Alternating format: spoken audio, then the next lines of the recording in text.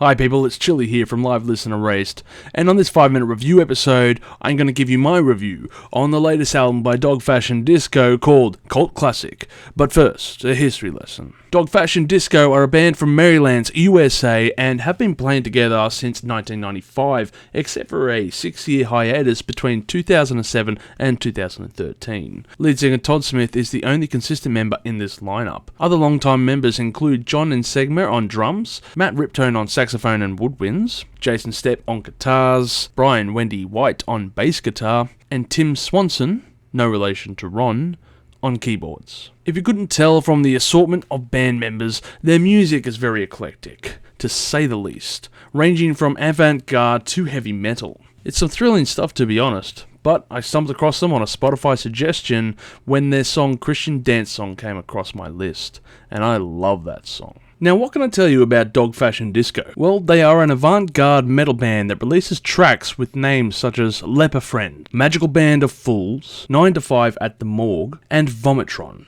Clearly, this is not meant for everyone, and I mean that in a good way. If you're writing music for the masses, you probably fucked up somewhere.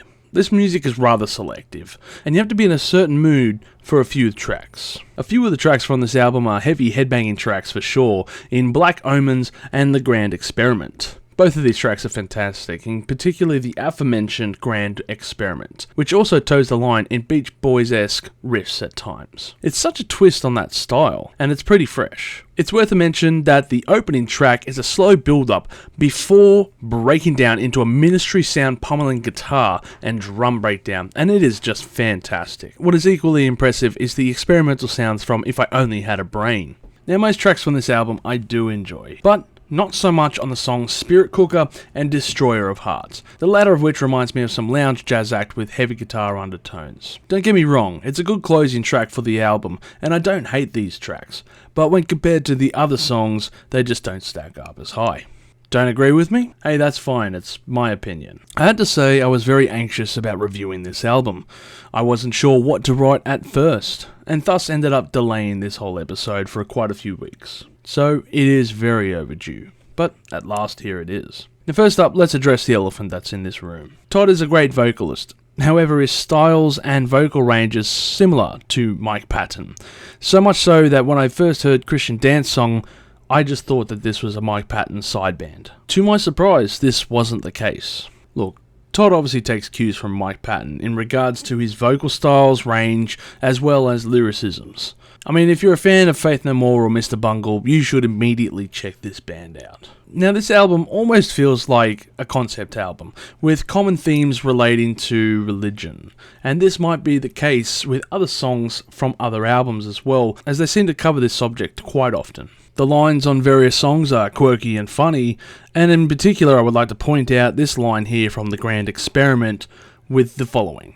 I kick the asylum doors wide open, out into the world, to feel the sunshine on my face. Knock knock, who's there? A priest in crotchless underwear. Now this song goes on in various elements, and it also incorporates Ring Around the Rosie in part of its vocals, and it's quite an amazing feat. So let's talk about the music. Well, as mentioned before, the band is definitely Ministry-esque in sound, which is ironic or a nod to the band given the themes that they discuss in this album. The band's music is rather quirky, jumping into various elements over a 5-minute song, like someone who has forgotten to take their ADHD medication and is jumping on a trampoline. Sure, it's not everyone's cup of tea, but it's entertaining to watch, or in this case, listen to.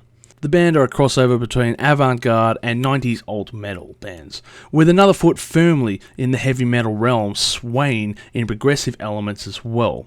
And this album rarely produces a dull moment. It is helped by the fact that the album is just 9 tracks and a little bit over 40 minutes in runtime, which is a perfect amount of time to delve into this madness. I enjoyed this album, and I'm glad to hear the band has more albums to check out as well. Overall, I think the album is deserving of 2 million chilies, with standout tracks being The Sour Is Mine, The Grand Experiment, and Black Omens. Check out the album now, and everyone, stay spicy. Thank you for tuning in to this episode of Live Listen Erased, and if you have enjoyed this episode, make sure you share it with all your friends. Don't forget to subscribe to our Chilli Con Carnage Crew so you can get notified for all the future videos that we put out, as we put out videos every Friday. Also, we are on Discord, Facebook, Instagram, and Twitter over at Live Listener Race, so make sure to tune in over there. And don't forget to like this video so that our manager can stay very happy.